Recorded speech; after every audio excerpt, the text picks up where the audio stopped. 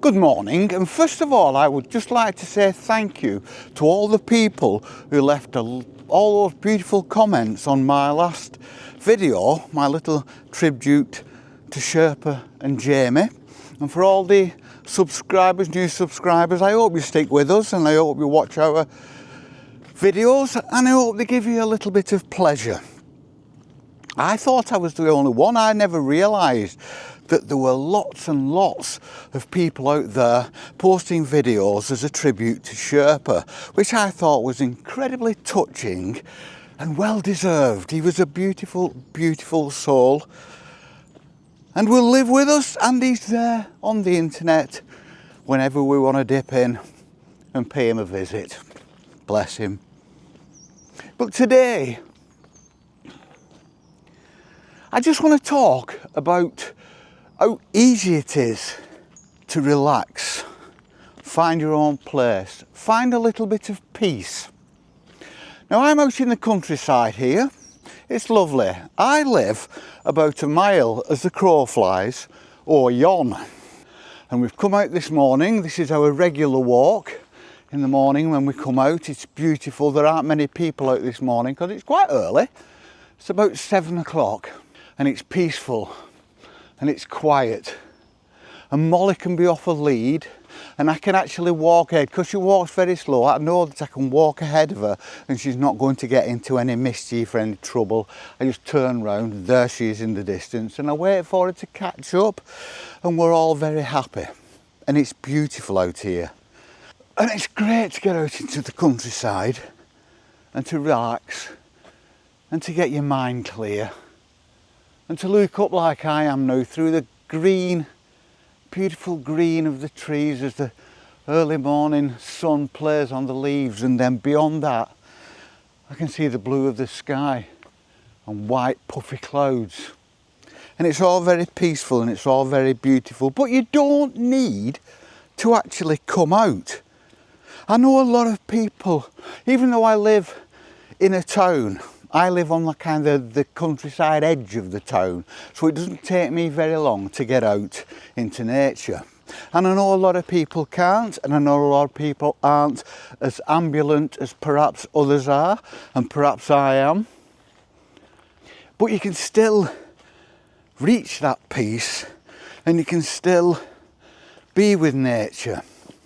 Because being out in nature and being at peace isn't a 24-hour-a-day thing. We've all got commitments in our lives. So whenever you see videos of people like me out in the countryside, we're not here 24 hours a day. All these people who have got these videos showing what a wonderful, peaceful life they lead, they have to go to Asda like the rest of us. But you can. Even in the confines of your own home, you can find peace. It just takes a little bit of thought. It actually takes a little bit of time and a little bit of, it's kind of willpower. I used to go running a lot, and it took willpower to take that first step away from the door. But once you'd been running for about 5 minutes and the endorphins started flowing, that's when it became a wonderful experience. You just have to take the time. Find a chair by a window. Put a chair by a window. Make it a comfortable chair if you can. If you've got a garden, if you're lucky enough to have a garden, put it so you can see the garden. Sit in that chair. Look out at the world. Look out at the garden. Look out at nature. See what you can see. The birds. The insects coming close to the window. Have a nice cup of tea. There with you, cup of coffee, some biscuits, cookies, play an audio book, play some music, be in the quiet, do whatever you want to do. But it will, I guarantee you, it will help you relax. It will bring nature into your home, and it will become part of your routine. So you don't have to be out here. It's nice to be out here. And I've said it before, that one lucky thing we've got about technology is that you can live vicariously in nature through someone else's eyes. We have these fabulous programs now. We have things like YouTube has ambient sound. At Christmas, I love to put on these videos where there'll be carols playing quietly in the background, and it'll be a room with a lovely fire. You know, the archetypal room that none of us have, except in our minds, except in the memories from childhood. And you can live it again vicariously through your television screen. I'm just walking from under some trees, and I'm coming into a pine-eaton, an area of the local woodland that's been set aside to plant pine and conifer.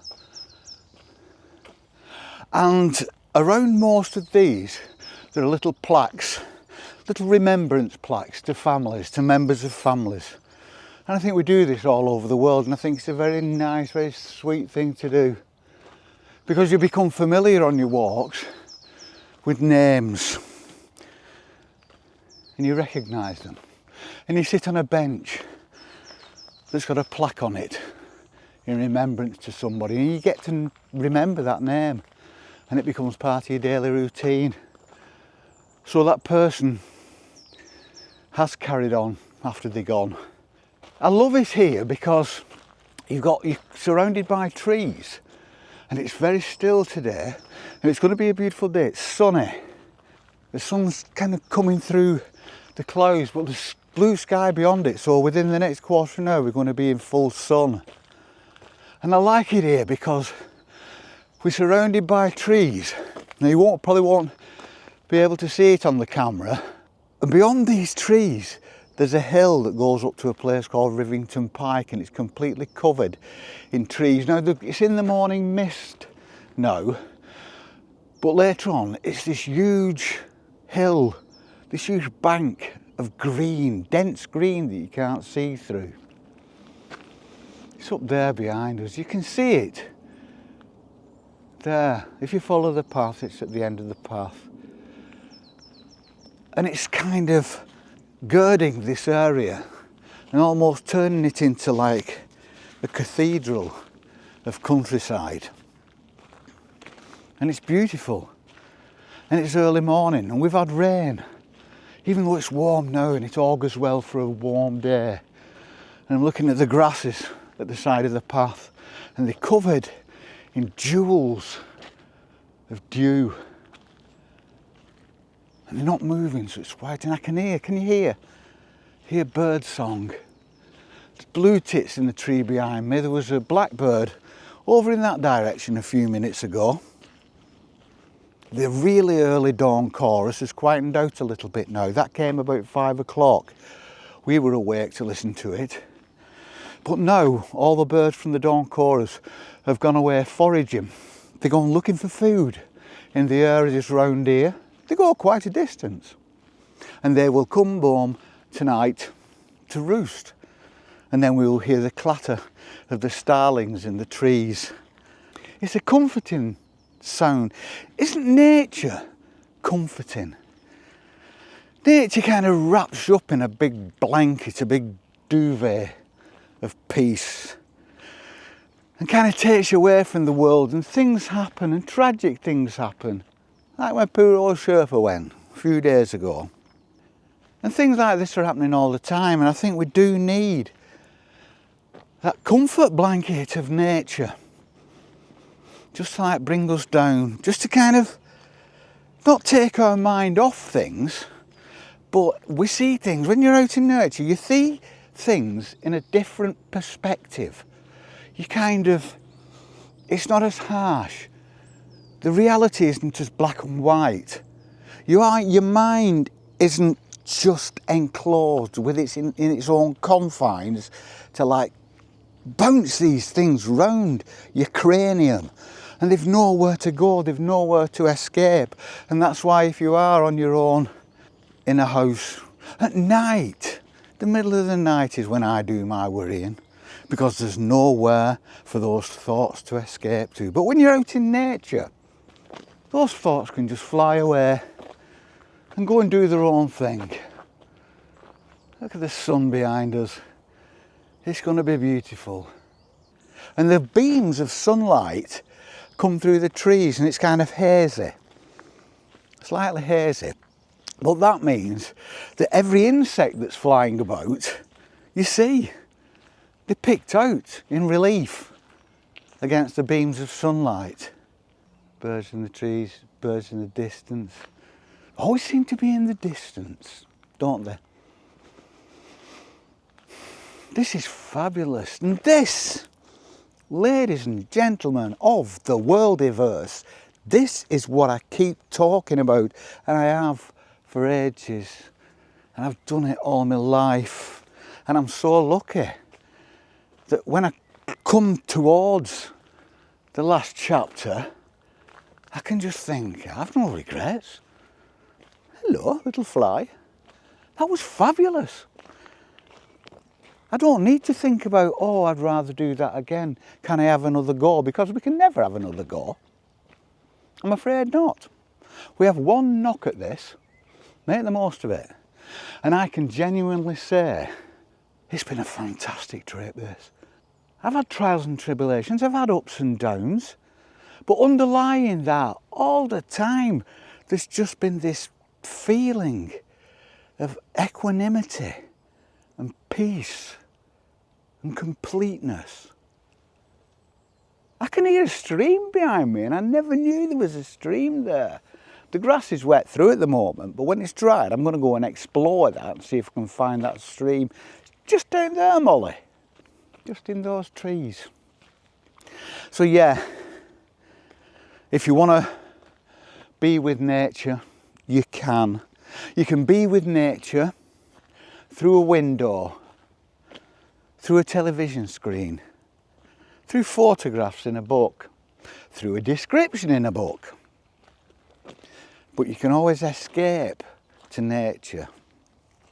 And once you're there, it will allow your mind to free itself of those bad thoughts and those worries and those concerns.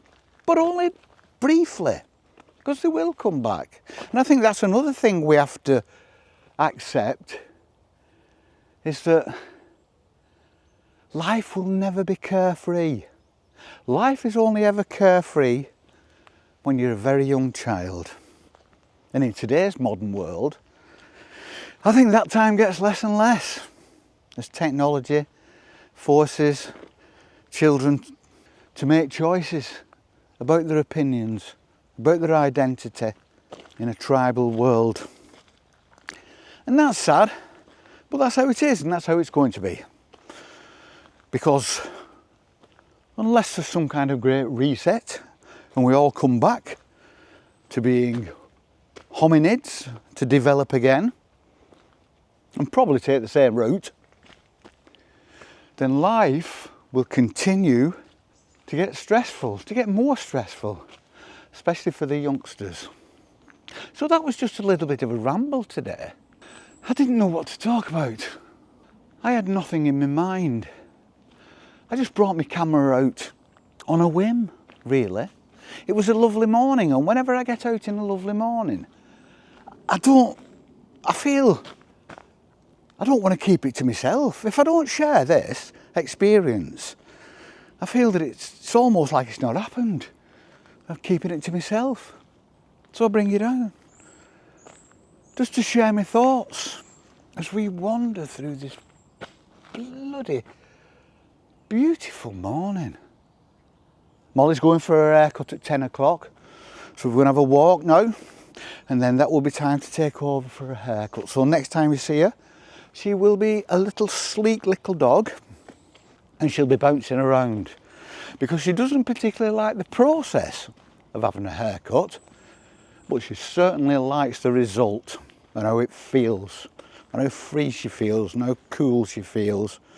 She runs around like a pup and it gives me a great deal of joy. Right. Well, that's that. I hope you all have a lovely day.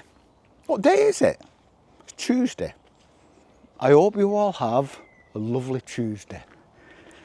Right, ladies and gentlefolk,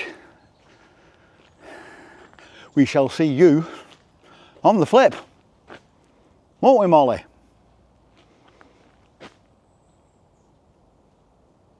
There she is. See you soon. Peace and love.